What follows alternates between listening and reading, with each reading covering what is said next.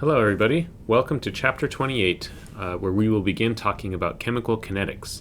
Kinetics is the study of speeds of reactions. And up to this point, all we've been talking about is thermodynamics, which tells us whether a reaction can happen or not. You may notice my whiteboard looks a little different today. Microsoft decided to update the whiteboard without asking me, so I haven't figured out how to get rid of the toolbar at the top, so you're just going to have to live with that being there. Anyway, thermodynamics tells us, can a reaction happen?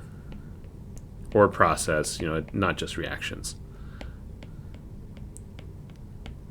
Whereas kinetics can't answer that question, but kinetics tells us how fast will a reaction or a process happen.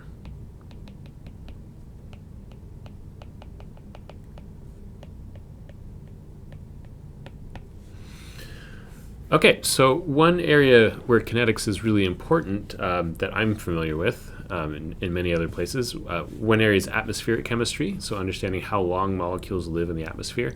Another one that I mentioned in my lecture notes for this section of the chapter is astrochemistry. And there's a whole database of astrochemical kinetics data on different reactions and trying to understand how long do astrochemical species last out in space. So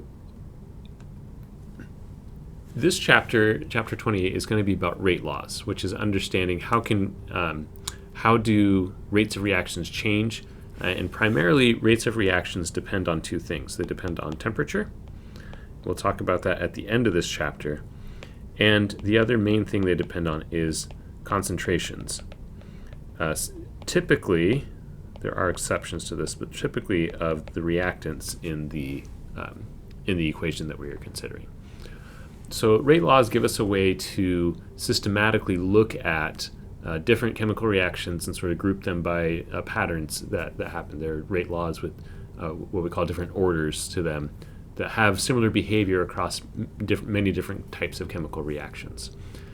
So in the next video, we'll define what specifically is a rate and what do rate laws look like, some examples of what these can look like.